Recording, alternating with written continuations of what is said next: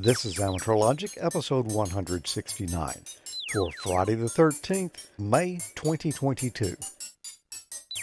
This episode of AmateurLogic is brought to you by MFJ, the world leaders in amateur radio accessories, and by ICOM. Amateur radio's most popular event, Field Day, is just around the corner. Be a Field Day leader with ICOM.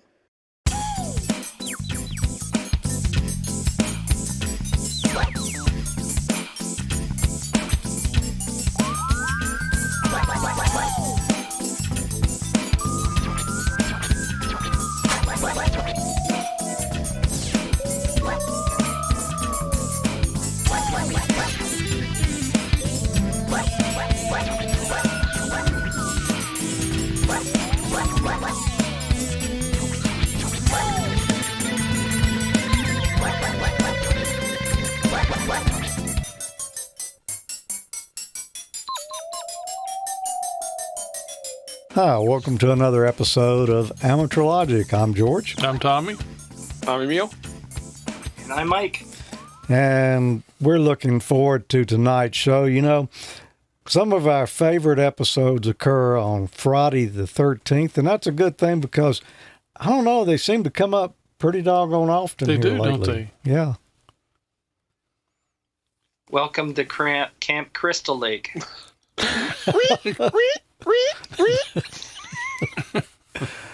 Okay. We actually do have a Crystal Lake close by here We do. in Flowood. Yeah. Is there a camp? No. Uh-oh. Not anymore. We could set up one for Field Day, though. Invite a bunch of kids. It was nice knowing y'all. There's a lot of alligators in there. Well, you know, down here in the South, it is now officially, well, it's officially spring, but it feels like summer. That's why I've got on the long sleeve shirt. That's what I'm talking about. It's a cold wave came through. We had a storm front a little earlier, and it's like, it's probably 68 degrees outside. I Yeah. don't know, maybe a degree Are you or two. kidding? No, Oh. seriously. We're having a heat wave right now. Actually, it's the first time I've turned on the AC this year. Yeah.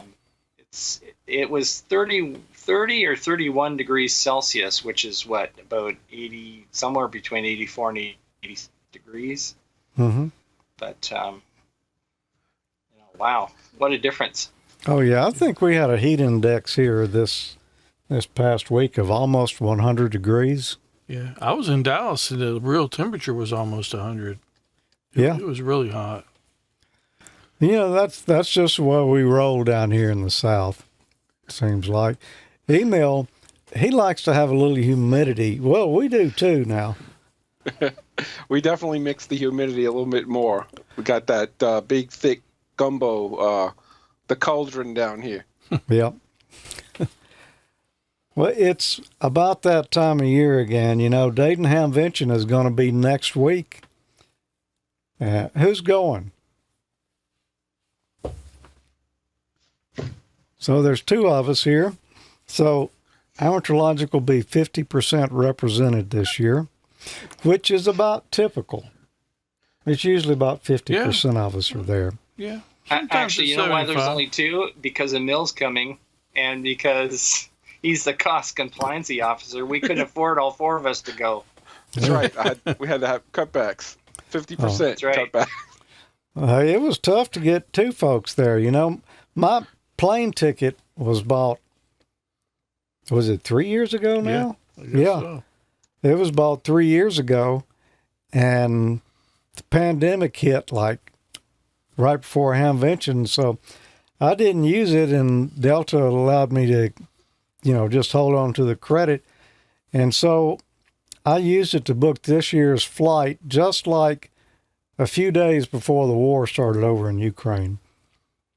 And somehow I ended up with like $146 remaining credit left after I booked this year's flight. Well, if I'd waited, you know, just a few days, the prices have gone way up. And so this year, the rental car is costing more than the flight. And the prices are outrageous. Yeah, rental cars are through the roof right now. Mel, maybe you could answer this question. The monster of the swamps down there in Louisiana, Rougarou? What? Is that right? That's Australian. I thought it was Louisiana. I don't think so. What's the monster? You don't know anything about it? I've never heard of such. Oh, okay. Apparently he's from Australia, see, now I got Australia in my head. Apparently he's terrorizing the swamplands of Louisiana, and apparently the way you ward him off is to carry 13 coins in your pocket, because apparently he can't count over 12. This is no joke. Look at. You're gonna have to look it up. All right, I'm looking it up. This sounds like one of those old Canadian wives' tales or something. I kid you not. I don't know, unless the reports I was reading about Rougarou were incorrect. Rougarou. I've never in my life heard of such. No, I haven't either. Well, if we can figure out how to catch it, we'll eat it. There you go. That's true. Yeah. Well, enough of this foolishness. I'm looking forward to Dayton. I know Emil is too. This is going to be your first year. What are you thinking, man? Have you got your plans all laid out yet? You know, I kind of have an idea of what I think it is, but even some of the things I've been reading about what they're doing and the prizes and the size of, they pretty much sold out all of the vendors' tables. I don't think I have an idea of the scope of it. I'm used to what I'm used to with Huntsville and with the Hamfest down here. So my plan is to soak it all in. And hopefully you won't be soaking too much this year. I haven't looked at the forecast yet, but it's an outdoor event, so the weather can go either way. But when it goes either way, it really goes either way too. Yeah. But yeah, because it's been snowing one year and next year, it's a heat wave. Well, years ago, it used to be a couple weeks earlier in the month, and they moved it further down towards the end of the month because of the snow issues, the snow flurry issues anyway. I can't remember what year that was, but I can remember going to Dayton, and it was earlier in May. And then they moved it a couple weeks later on in the month. Oh. Well, it's the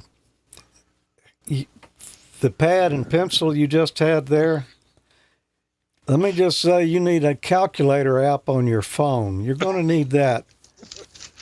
Because I'm sorry I'm going to miss it too, because it would have been epic to see the cheap old man open his wallet and see all those moss fly out of it. That's what I'm thinking. Yeah. He's going to lose that cheap old man tag before he comes back home. Oh yeah. You're going to get a new title. I'll never tell. George will. Yeah, I was going to say somebody's going to have to catch it on tape. Yeah. All right. That can be arranged. Uh-oh. Now, I'm looking forward to seeing you, and John's going with you, I believe you said. Yep. Anyone else from down there? Nada. All right. Yeah, I wish I was going, but just not going to work out this year. Yeah. So let's get on with it here. Tommy, what have you been up to since the last episode? I've been playing around with little D-Star stuff. Found some kind of interesting stuff. I'll be showing that sometime in the near future, maybe next month. Okay. And that's about it. Doing a little travel for work. I went to Dallas, like I mentioned earlier, this past week. Yeah. Not a whole lot going on. Email, what about down there? You might have heard this, you guys, in some of our chats and emails and online, but I've been exercising my total cheapness and actually been repairing some equipment down this way. I fixed the power supply for a friend. I fixed my dual band VHF rig that's been laying up for a bit, and I've actually been addressing some of the things on my rack of despair, and repairing some things. So other than that, the weather's got me back into, I don't know how you guys are doing up there, but the grass cutting thing is starting again. So I think I'm going to have to use some of that cheap idea and come up with a KE5 QKR weed whacking mobile or something, because we're getting back in almost to the full swing of that now every weekend. Oh yeah, yeah, we are too. Maybe you can repurpose a gator or something, you know. Ride the gator. Yeah. With the price Just of like- gas, cutting Did grass. Flintstones have a gator mower? Fred Flintstone had a gator mower, didn't he? Probably. Yeah, I don't know. With the price of gas, cutting grass is not a cheap old man event anymore. You're not kidding. Yep. Well, Mike, what have you been up to? Well, my segment this month is about grounding, and it came more out of a necessity because we had some high winds, and I looked out the backyard one morning, and I noticed that my off-center fed dipole balun was about 4 feet off the ground. Ooh. So I had to do a little bit of antenna work, and then I got thinking, it's like, whoa, I don't have any outdoor surge suppression on this antenna, so I better take care of that. So we'll talk a little bit more about that a little later. Oh yeah, I'm waiting to see that. Yeah. Well, I've already seen it, but I'm waiting for y'all to see it. Oh, I didn't tell what my segment was about, but I don't have one. I'm the slacker of the month. Yep.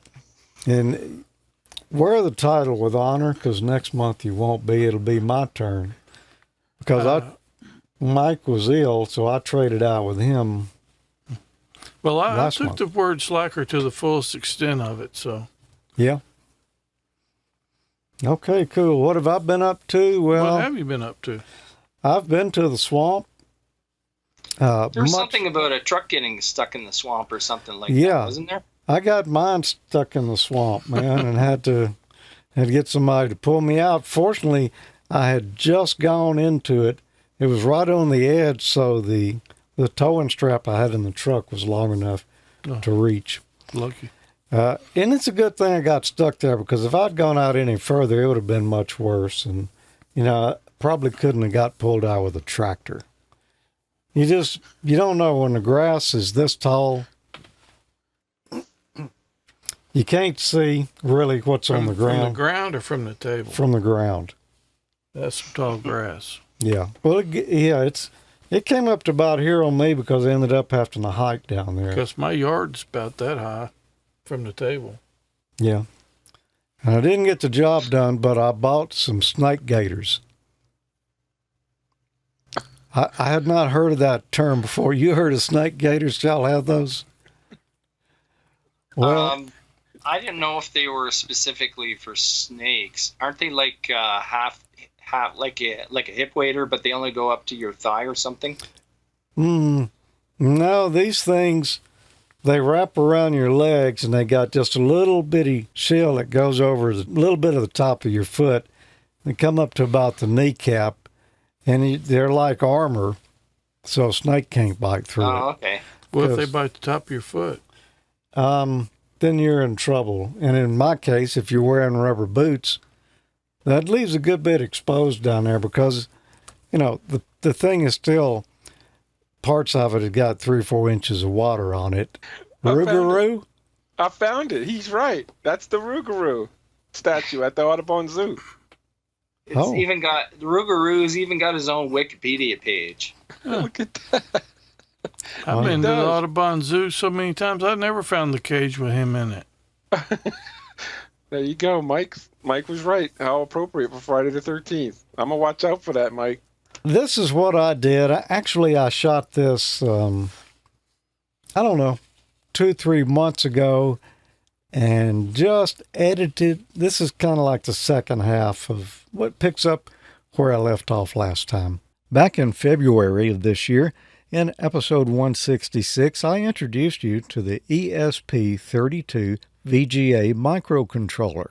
This is a small microcontroller that has had ports added for VGA, PS2 mouse and keyboard, as well as an SD card. I used the FabGL library available from fabgl.org. We loaded in the VIC-20 emulator and played around a little bit in that operating system. However, there are a number of other operating systems that are supported by this little chip, and we're going to play with some of those others today using PC Emulator. Is this little board capable of doing the same things you could do with an original IBM PC? Well, let's find out. When you boot it, you get this menu. And now we're booting MS-DOS 6.22. So what do we have available here? Well, everything that was in MS-DOS. I believe we have an old programming language favorite of mine, QuickBasic. There we are. Let's type in a little program. Although you don't have to use line numbers in QuickBasic, I'm going to use them here.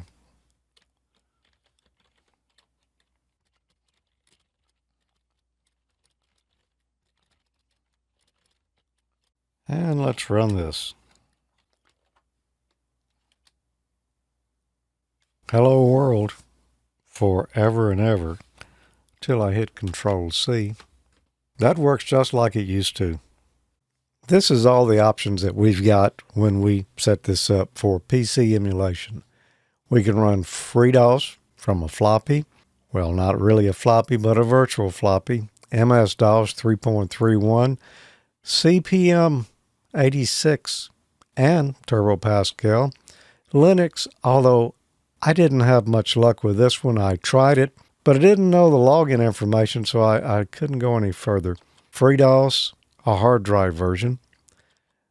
DOS programs and games, DOS programming tools, Windows 3.1, GEM 3.1, GEOS 2.0, MS-DOS 5 and 6.22, and SFAR-DOS. I didn't have a computer back in the CPM days. I know very little about it. It seems to boot really quick, and we go straight to the A drive. Well, the dir command works. Let's see what MBasic is. Oh, Microsoft Basic. Well, let's try our little program again.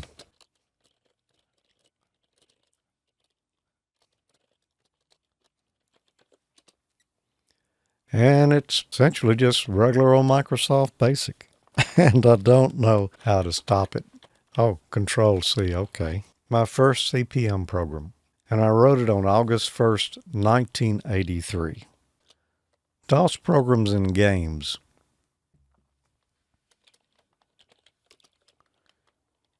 I really wanted to load a copy of Norton Commander on here, just never could figure out how to do it.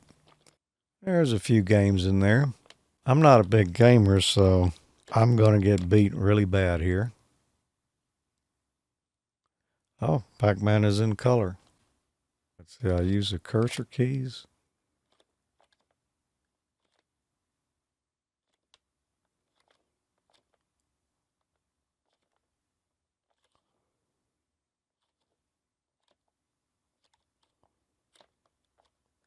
Let's look at one of the other DOS options we had here. Let's look at GEM. I never ran a computer with the GEM desktop on it, so I'm not really sure how to operate it.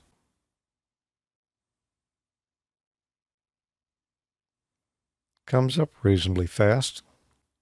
I don't know how to do anything on here, so I'm just going to say, there it is. If you ran the GEM operating system, you should be at home right here. Microsoft Windows version 3. Now this is emulating a Hercules screen, I believe, for this particular OS. So it's not going to be the best looking video you ever saw from Windows 3, but then again, was there really any? And of course, it's going to be black and white here. It's still Windows 3 running on a microcontroller. We'll double click on Paintbrush. And there is Paintbrush. The image doesn't fit the screen here perfectly. You can see there's part of it stuck over to the left-hand side there. Let's just draw a couple of things and see if it actually works.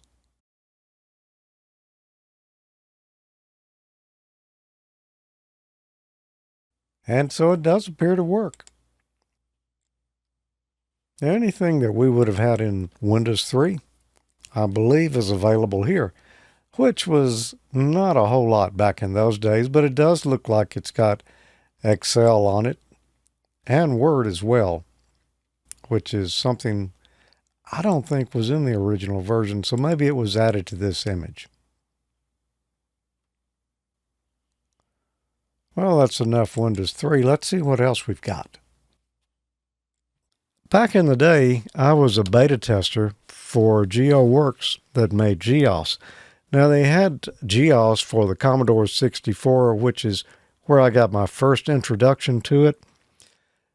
Later, they came out with a version for the PC. Unfortunately, it was a little too late because Windows 3 had already gained a foothold, and GEOS was black and white. And the apps were quite a bit better than what was available on Windows. A lot of different programs on here. Let's look at, GeoDraw. We looked a moment ago at Windows Paint. GeoDraw was quite a bit better. It took a more object-oriented approach than Windows Paint did.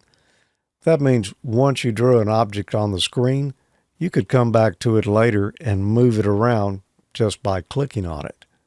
So let's just do an example here. We'll draw a square. And let's put some text out here.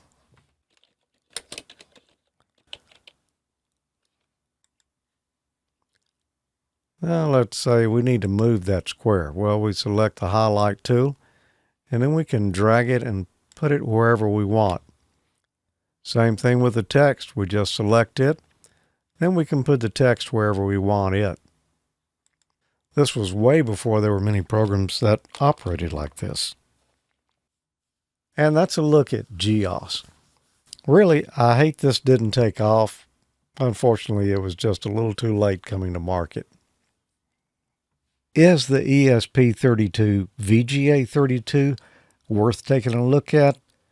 Well, for $22 or less, I don't think you can go wrong. You can have a lot of nostalgic fun playing with these old operating systems on a tiny little piece of hardware. Very cool. Yeah. That's pretty awesome. That stuff. Well, there you go. The Gem desktop, I did that. A lot of that stuff. Yeah, the light turning off, I accidentally bumped a button just for Arnie. I didn't mean to. I'm sure he's up there in North Mississippi smiling. Yep. I noticed something in that video, George, rang a bell with me. So you said you wrote that program in 1983, huh? That's what it said at the bottom, copyright 1983. That was the start of time for those OSs, huh? Oh, yeah. Yeah, I guess so. I remember when Gem Desktop came out, it was like land breaking. That was, I think it even came out a little bit before the Mac OS came out with their GUI interface. Yeah. But it was really, really quite something. And I think it was a company called Digital Research, if I'm not mistaken. Uh-huh. And, yeah, they had also had DR DOS. That's right. And I think Xerox ended up buying it out and then did nothing with it, and it just disappeared. And of course, Microsoft Windows came out and became ever so popular. Yeah, I used it. I bought it. My first PC type clone was an Amstrad. Came from England, anyway. But it came with DOS, Gem Desktop, and CPM. It would boot that as well. It all came when I got it. Yeah, I had fun playing with that. I had never seen Gem before, and it was interesting. I wasn't sure how to do anything with it, but I did get it to load. It was very simplistic. Yeah. Yeah, it was just a fancy. What was that? Midnight Commander. Yeah. It was for organizing files. It just had icons, and I think it had drag and drop. I think it was maybe the first drag and drop application. But anyway, that segment kind of reminded me of an article I read. I think it was last fall, where somebody made a little board, plugged a Raspberry Pi Pico on it, and was emulating Commodore 64 on it.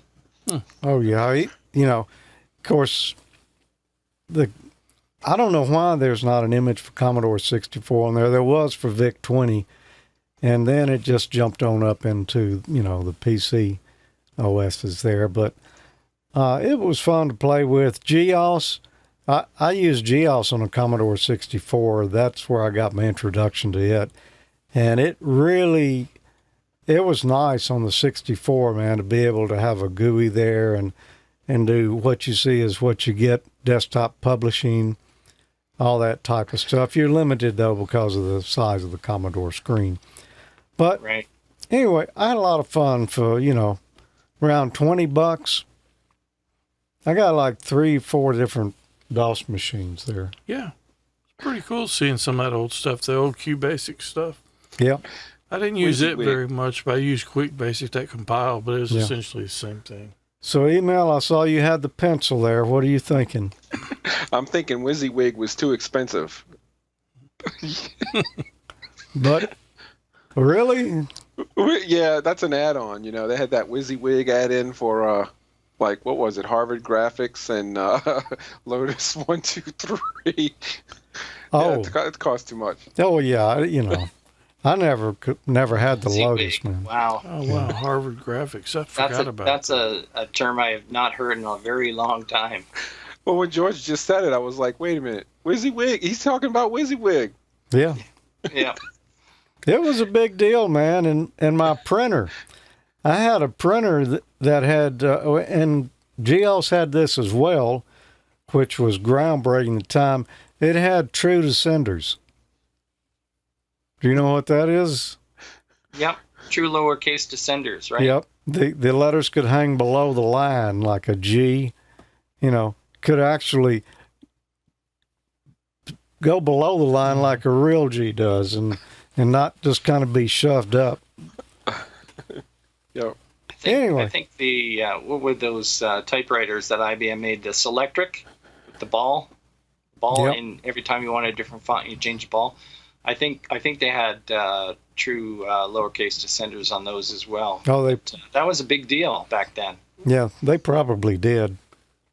I noticed they're mentioning DR DOS over in the chat room there, and that is what's now FreeDOS. I didn't realize that. I saw didn't that either. message in there. I ran DR DOS for a long time. I rented some too, yeah. Yeah. Fun times. Tommy, you have a post here you wanted It's to... actually an email. It was kind of a follow-up from my segment 1 or 2 months back. Okay. Yeah. It's from my friend John Davis. He says, this is regarding the ID52 where I was showing how to put your hotspot in manually. And he said, I usually use the ICOM software. Can't see paying for RT systems, but whatever. But I use the ICOM software too. It works great. But I was trying to show how to use nothing.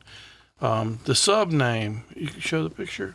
Yeah, the sub name at the bottom, at the time I wasn't sure what it was, but he says that's generally used for the state. So, for example, the N8YUM sub name might be Michigan or Flint, Michigan. Yeah, that's a D-Star repeater operated by Pi-Star, no less. But anyway, that is what that is. But appreciate the email, John, about that. Yeah. Mike, I think you had a news item for tonight. I did, and it's a little bit of an old news item, but it's kind of ironic that it happened on the May the Force be with you. But that big solar flare that we had back on May 4th, it basically I guess caused a blackout over the Middle East and Africa, and you can see why from that picture. Wow. Wow. I guess if that happened over in North America, it would have certainly been in the news a lot more. That's for sure. Yeah, that's big. Well, they got most of India too. Yeah. Well, and it probably just didn't, it probably spread out around that. Mhm. Got a lot of stuff in that. I wasn't even aware, Mike. I just Yes, me either.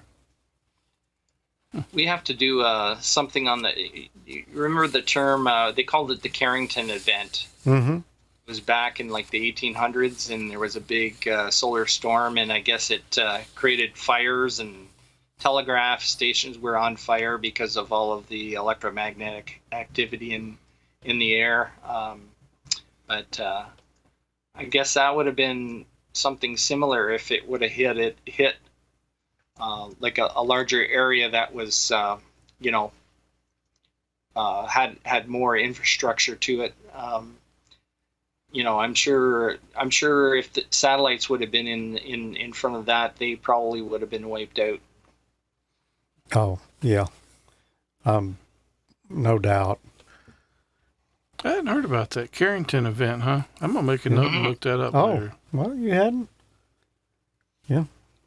It was a big thing. I guess it wasn't, for the time, there wasn't a lot of electrical grids. There wasn't a lot of infrastructure with electrical grids because if there had been, it would have been catastrophic, apparently. Yeah. All right, we're going to be back in just a moment. When it's time to get on the air, you want the DC power feeding your transceiver to be clean, quiet, and dependable. MFJ's Mighty Light power supplies are the perfect fit for most any HF, VHF, or UHF radio station. Weighing in at only 3 pounds, MFJ's 4230 series of Mighty Light supplies pack a 30-amp punch with a continuously variable voltage range from 5 to 16 volts. Choose the MFJ 4230MV with front panel 5-way bonding post for easy connection to your rig and station accessories. The MFJ 4230 MVP, same 5-way bonding post, analog meter, plus 2 pair of Anderson power pole connectors on the rear. Or the new MFJ 4230 DMP with dual digital display for simultaneous monitoring of both voltage and current. No matter which 4230 series power supply you choose, you'll get an excellent 75% efficiency. A whisper quiet fan varies its speed as needed to ensure your supply keeps its cool while remaining as quiet as possible. While some competing switching supplies generate objectionable RF hash in your transmitted and received signals, these super clean MFJ Mighty Light supplies have extra low ripple and noise, less than 100 millivolts. Weighing only 3 pounds, operating from 120 or 240 volts AC, 47 to 63 hertz makes this the perfect power supply to take with you anywhere in the U.S. or abroad. And MFJ switching power supplies are protected by MFJ's famous no matter what 1-year limited warranty. See all the great MFJ power supplies and ham radio accessories at mfjenterprises.com today. They're going to be at Hamvention, of course, again this year, in Building 1, booths numbers 1703 through 6 and 1803 through 6. They're going to have some special items this year, things that they wouldn't normally bring to a Hamfest. They're basically, in addition to their other stuff, they're going to have a garage sale, and they're going to have some samples. Cool. That you hadn't seen before, some unclaimed repair items that have been laying around, and some refurbs. I ain't gonna miss that. Yeah. I'm kind of sorry I'm not going to be there because that would have been interesting. That should light up your ears there, Emil. Emil? Mm-hmm. Ooh. And you're coming in a truck, so That's right. Yeah. Fill her up. Plenty of room. So you had a news item for us tonight, I believe, Emil? Yeah. So this time I went a little bit off the beaten path here of emails, and I went for ARRL post that they had, a news item that they released yesterday. And it's about what you guys are saying right there. A few things in it that I wasn't aware of. This is their 70th anniversary, from what I understand. So I don't doubt there's going to be some things happening that maybe might not happen or have happened in the past. And I know one of them is a pretty spectacular prize from ICOM and DX Engineering. They're giving away a whole package worth about 20 grand from what I heard. And, I just have complete faith in my utter cheapness that the one ticket I bought for the raffle is going to win it. Yeah. What do you think my chances are? I think your chances, I don't know how many people go to the Hamfest. Thousands. Yeah. Great. Yeah. I think in the heyday, wasn't it something like 30,000 or something Yeah, like that? I could be way off. It's many thousands. So probably, not quite 1 in 10,000, Emil. Okay. So you're saying there's a chance? There is one chance, one cheap chance.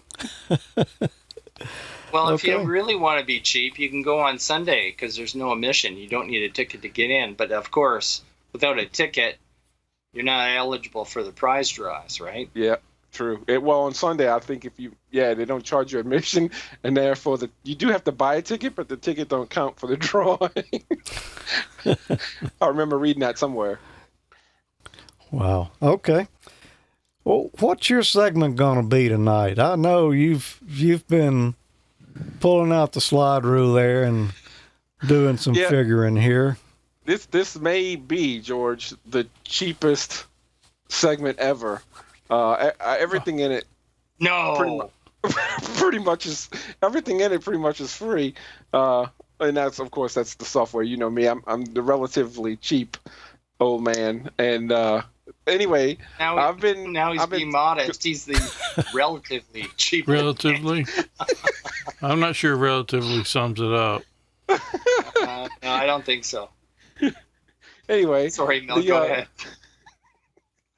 You bad, Mike. You are bad.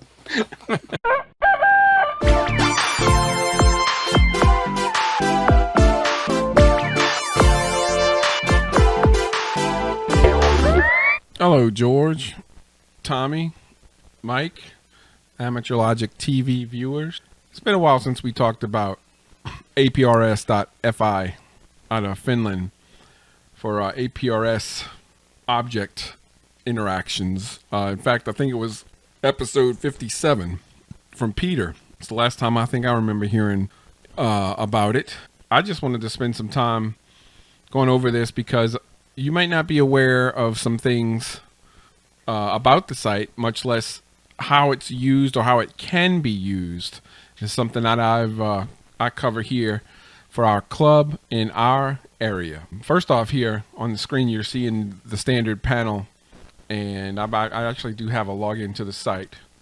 The site use is free. The login allows me to transmit out sites or information via the APRS IS services. And so first off, a little bit about the person who I believe runs this site out of Finland. He signs most of his emails, you'll see a little bit later, with Hesu, Hessu. Hope that's how you say it. And I'm not even going to attempt this name. But yeah, he actually signs, you can see here his name on the top. Yeah, this is where he keeps track of some of the coding he does and projects that he works in GitHub. And it's not just him. It's a group of people, actually, who manage, code the site in different capacities. He also maintains the information about the site. It's pretty descriptive here, very descriptive and detailed about how it's set up, what he does to make sure it keeps running, and where it is to make sure it keeps running, the type of services offered, and what's behind it. So very public as far as what he's using and how it's set up. I know some people like that information, and there's even visuals here of how you access the data from it and what that means on the back end from both a processes and server diagram perspective. So he also maintains a status page, so you can see if something's gone kaflooey or wrong with the system from his view. There is a blog site for this that's telling you there's articles that are written about what's happening. In fact, there's an entire archive of them back to 2007. There's also a conversation or discussion group where you raise issues, and from what I'm seeing here from these recent reports, there's definitely a response, people interacting with the service. And finally, I know there's different views within the site that you can view, people making bulletins, announcements via APRS that are published here and organized in such a way. Neat things here, but I'll go ahead and get back to the main site here, and I can go and demonstrate to you how I use the service for my needs, which may not be obvious to some people, just thinking APRS is just, tracking positions, people driving around or things. Well, I actually use it a little differently here on a tactical manner to advertise the services that are available, let's say from our club. For instance, this tower you see here, if I click on that tower, I'm going to get information about the 2-meter repeater in question here, the PL tone, the offset direction, and a little description or blurb about it, and also relative information about power and height, gain, and what its predicted range is. They're all kind of information that's available here, which is really what this particular use is about. Letting hams in your area know what's available. And it's dynamic. You can bring it up, take it down. They'll disappear off the map eventually. If a repeater is down, it's going to disappear off this map. So when ham's driving through or want to know what's available around here, you can see it as long as you have a ham that's maintaining these links. And as you can see here, this is being advertised by me. It is a club. I am a member of this club. I am broadcasting, if you will, or sending information, this information that you see, out via APRS, whether it's over the air, RF, or in this case, you can see this is coming from TCP/IP, which is the Internet Protocol, via APRS IS, which is nothing more than the APRS internet connected gateways that are out there as a service. There's a couple of objects here, and you can see they're all being advertised from a station that I run. I'll show you that in a little bit. But again, here is a digi, as we call them, a digipeater for a packet that's running on 2 meters at the tower site up there at 630 feet, and it's got pretty darn good range. We can reach out way out with this digipeater, and that tells me that there are services available. This is a digi, as you can see here, plus a mailbox. So what is that? I'll just go ahead and connect up to, I know that mailbox address is here, and I can hit it. I don't need a digipeater to hit it. In fact, it is. If I connect up to that mailbox, I have the ability to connect to it, kind of like the old bulletin board days, connecting and getting information in the form of messages posted. And those messages can be all kind of information. You can see here a lot of people, it looks like one of our hams is posting a lot of information about weather, bulletins, and see what this is about. A report. Looks like a report from our local National Weather Service here, or over in Lake Charles, Louisiana, which is west of us. So that kind of information that's published here, that'll let you know there's services out there. So tactically, you'll find out what's available in your area. And it doesn't just have to be ham. Radio towers, of course, you can see here there's a bunch of things. This is an actual EOC, or ECC as we call it, Emergency Communications Center, which is our clubhouse. So that's advertising, obviously, the location of our clubhouse. There are items out here that are published by other services completely. For instance, the WinLink gateway that I have available that's on that same packet frequency that people can use that digi to connect to me. Not just packet, right? There's repeaters elsewhere around. There's also weather stations that are coming from the internet, the Citizens Weather Observation Program, or CWOP, stations that present their data. You can actually delve into this data here. And, it doesn't do, okay, so there's the current temperatures and pressures and winds, rains. You can go back over time with this site and map that data from actual stations in your area over time here. So there's a lot of really cool things and features available. Again, that people may not know of if you just dig a little bit deeper into them. This is one of my fellow operators here. He is Hotspot, operating as QTH. It's advertising its position. If you can zoom out here, there are other digis in the area. You can kind of see the track of where their signal is going if you mouse over the digi, if anybody's sending RF to that. Let's see. Somebody is moving in a car here. 4 miles an hour, huh? Must be rush hour. Vehicle that's sending his position via RF. And also there are specialized messages or templates of messages like this. They call it Mic E or MIC-E, and it shows he's in service. So he's basically saying, as a ham, he's ready for service. He's probably listening to a local repeater over there in the Baton Rouge area. You can there's a lot of people who actually present, if they're in a mobile, some people put the frequency that they're listening to or the repeater that they're listening to. Direction, there you go. When I'm giving the direction. So position is just one thing. There's also a bunch of weather stations. Mainly, the whole point of me giving this video today is to let you know that advertising the services so that hams know what's available. That's a tactical use of this. I can see where that would be very handy in emergency communication systems. Even if the internet's gone, if you have APRS available up in your a tower up high, give you that close local support, people can see what's happening and interact with you if they know where you are and what you're listening to. That's a little bit about APRS.FI. One of the softwares I use to participate in that APRS advertisement of objects, position or relaying or eye-gating or RF is APRS IS32. It's a Windows platform application in which you can do exactly what I've been describing, or actually become digipeater or iGate or whatever. It just depends on how you configure it. The objects, for instance, if I wanted to advertise that our club has mailbox on the air via packet, I could simply click on the map, right click on the map, and it's going to give you the location, and you can simply create an object here.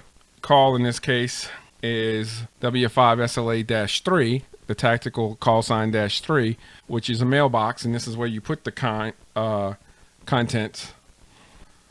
Packet mailbox. You can give it the details of how you want it to.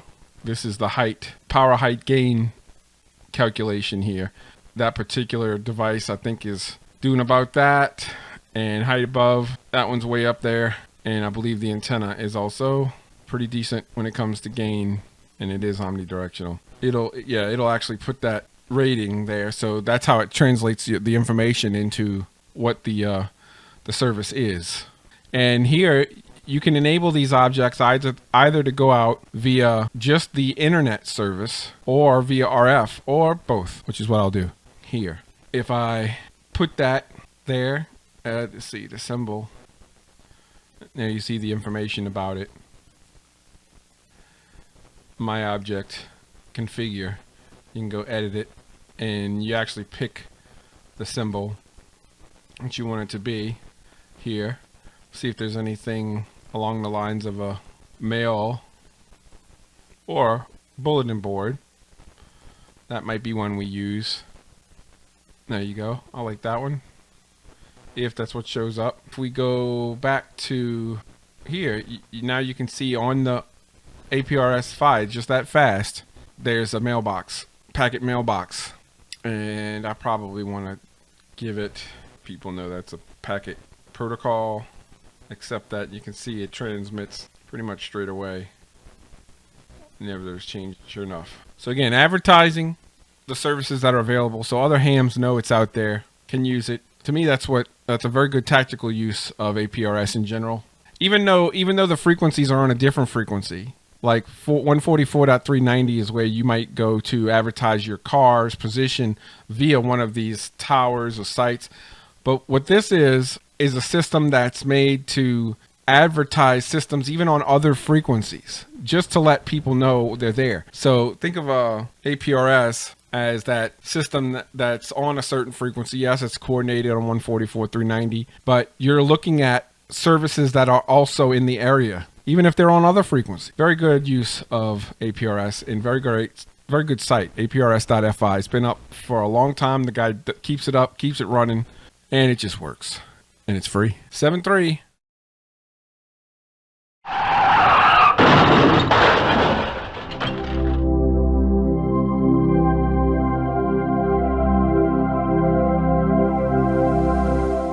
Emil, I think you eked all the free cheap stuff out of the APRS.FI. I squeezed it, Tommy. I squeezed Every bit of it. Okay, that's neat. Just when I thought Emil would run out of cheap stuff to do segments on, Yeah. he proves me wrong every time. Pulls another one out of the hat. He does. Yeah. And there's lots more tactical scenarios for that. I could talk about that and Packet and how we use it in this area in our club forever, but I won't. But there's plenty out there with that software or that functionality. Speaking of tactical, do you think that data is going to Echelon at all? Yeah, you know, I know he has a window he keeps of stuff, but I know that's got to be a high rate of data for global inputs to come into it, right? I mean, that's got to be a system he's running over there that's doing pretty good. Yeah. Well, to keep along your theme, Emil, you have taught us well. Tonight's cheap wardrobe is brought to you by Mr. and Mrs. VE3MIC. This is from the MIC collection. Oh, Yep. Exclusive. Oh, yes. Yeah, really nice long sleeve. Kind of limited edition. Yeah, limited edition. But I did get the artwork, so I plan on having the design stuff up on the swag shop here sometime. Maybe this weekend I'm going to try to get it up there. Yeah. And my wardrobe is courtesy of Andy Anderson, AA0WX. I thought you were going to say Don Ho. Nope. Nope. Tiny Tim? No, Andy. So, and thanks for that, Andy and Mike. Yep. And I need to Emil? bust out my Hawaiian shirt. Approved? Approved. Okay. Great. Yeah, I gotta join the club here. Hold on a second. All right. I got an email here. An email? Yes, and this one came from David Dawson, N8DKW, and he said, type in connector or PL259 for 2 meter legal output FM. Which one of these would you recommend? I'll be running approximately 65 feet of LMR 600 to the top of my tower, and then I'll be using LMR 400 to loop around for my jumper. I already have end connectors on the 65 foot of LMR 600. My question is, will the end connectors be okay on 2 meters at legal power? And I wrote him back and I said, I did a little brief research. And I said a good quality end connector should be good to almost 2,000 watts in the 2 meter band. A good quality PL259 can do a lot more than that. Now, notice I said good quality. If you're running legal limit, you probably don't want to use the cheap connectors or the faux golds. The faux golds we were giving away. Yeah. No. The type N's got a lower loss, but the difference is not going to be that great at VHF frequencies.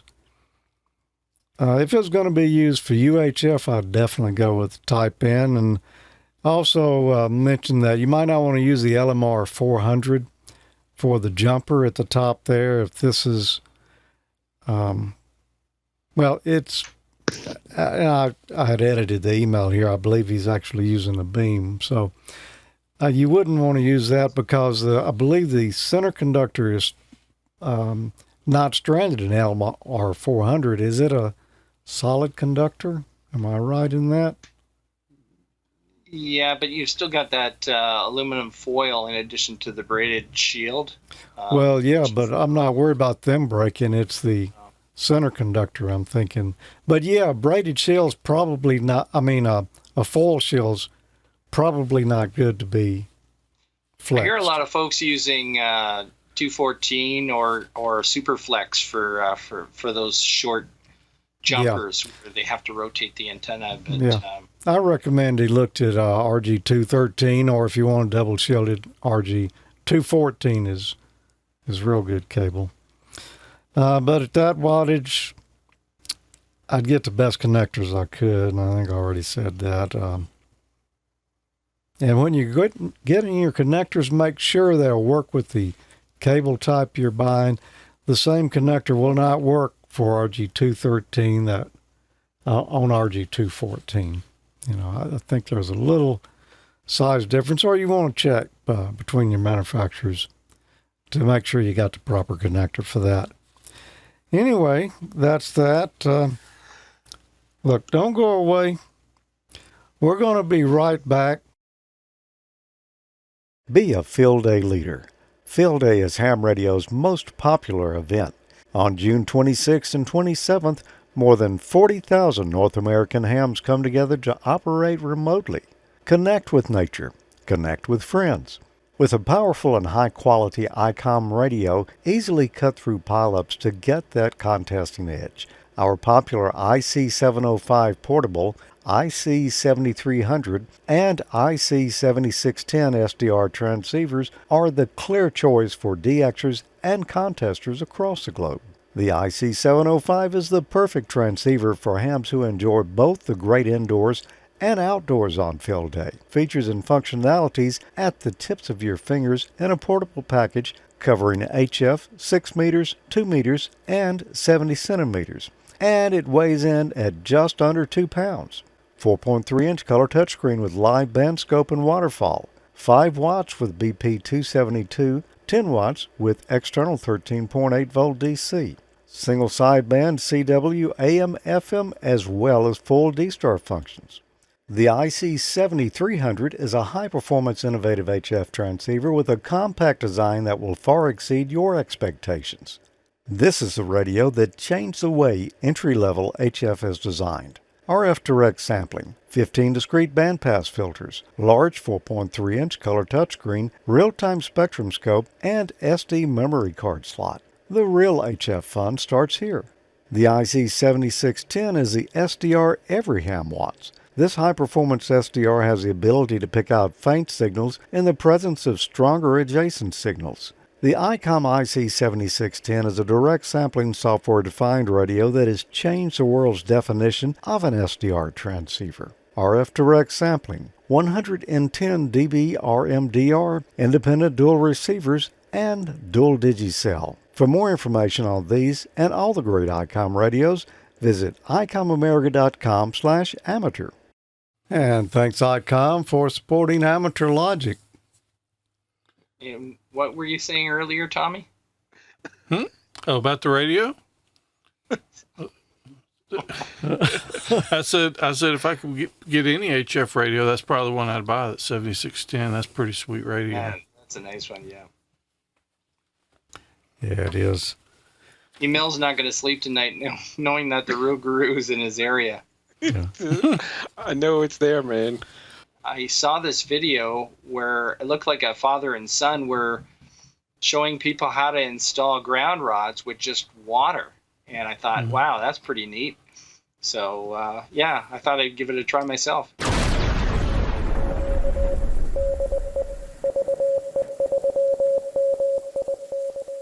A simple way to install ground rods.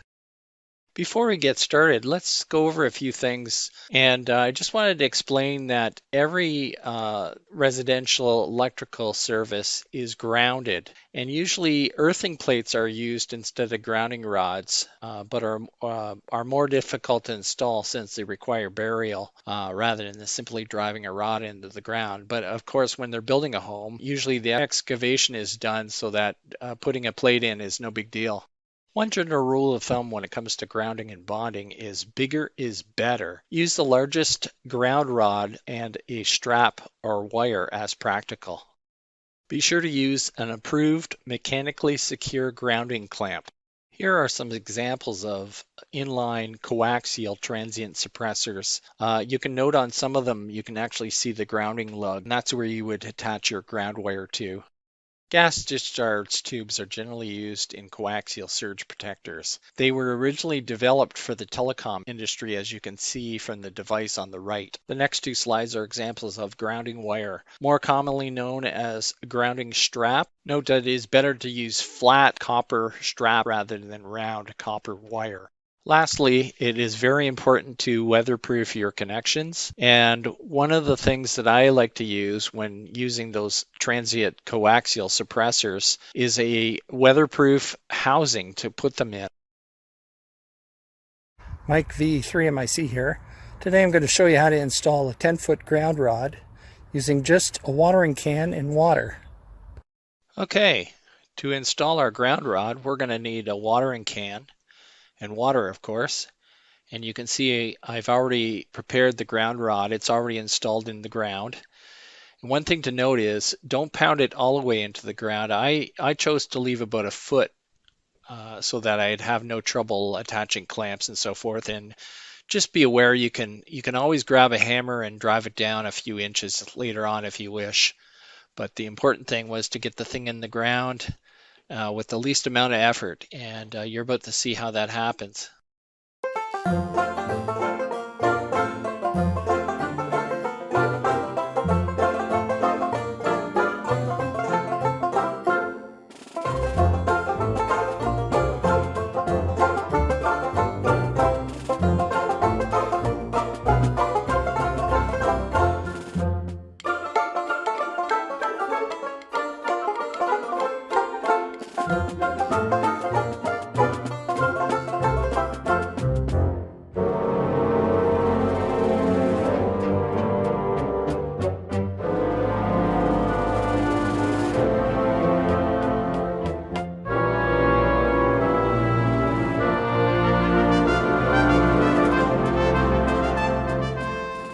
Next time we'll connect everything up and show you how the grounding system is connected to the transient surge suppressors.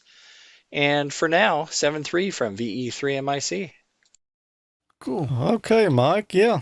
Glad to see somebody else did that. One of my buddies came by and helped me with one at home. And I was just telling George, he had a Coke bottle of water and the long ground rod, and he just kept that thing going, kept it moving nonstop and kept it wet. And he got all the way down to the bottom. And when he let go of it, it was like cement. It was amazing. So, Emil, are you driving a ground rod there? Is that what's? Yeah, I found this picture of a Rougarou. Actually, he's driving that ground wire. So I think this all started as he might have started as a ham. Okay, and that's like a hex beam there behind him, right? You're right. Yeah. Okay. Well, Mike, good segment. I have tried that, and You mean next to the cobweb antenna? yeah, I couldn't get it to do. I mean, my technique must not have been right, and Tommy's either. Yeah. I couldn't see. I think you might have had the time on the side, but there's a thing on the screen. How long did it take you to do that? About 30 minutes, put in a 10-footer. My soil seems to have a lot of, at least the first, I don't know, meter or so or 3 feet, it seems to be a lot of clay. And what I found was, even with the water, it was sticking. So what I did is I pulled the rod all the way out, and then I would fill the hole up with water, and then put the rod back in. And actually, it was kind of strange to find that as the rod got further down, it actually went into the ground easier. So I don't know if it was due to the type of soil, or perhaps the soil wasn't as compacted as the further you went down. But it was pretty easy. Yeah. I'd do it again. And one thing I didn't note in the segment was that I used one nitrile glove just for grip, because without that, your hands are just sliding on that rod. Oh yeah, that was pretty cool. Yeah. Glad to see somebody else was successful with that, because I didn't have any luck, like I said. But our ground is just clay. It's a lot of clay. It goes way down past the length of the rod, I'm sure. I think that's going to do it for tonight's show. We had a fun time here and did a few things. Didn't spend a whole lot of money either, if you don't count the ground rod. I hope we see some of you at Hamvention this year. Be on the lookout for myself and some cheap fellow. He'll be carrying the bag with all the freebie stuff that they give out at some of the tables. Mm-hmm. That's going to be my first round, Tommy. Oh, and I do want to mention, if you enjoy Amateur Logic, click the share button and tell your friends. We would appreciate it, and it helps us keep the show going. And if you got a like button, you can hit that. It's usually indicated this way. Don't hit the one that's going like that. If you hit that one, hit it twice. Okay. This one, right, George? That's the one. All right. Yes. You might want to have some T-shirts on hand this year. Okay. You probably won't need to pack the winter coat. Doesn't look like. Thanks for watching, everyone. We really appreciate it. And I'll say it again, I do hope we run into you who make it this year at Dayton. And I know I'll be running into him. Yep. 7-3. 7-3, everybody. 7-3. 7-3.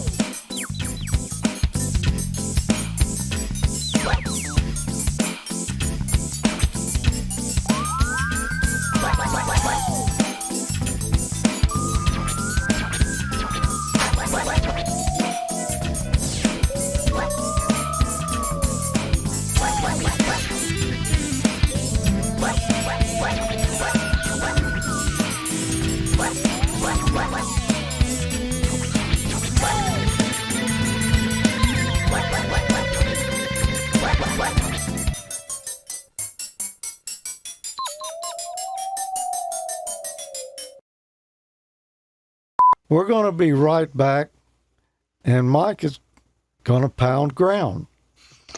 What?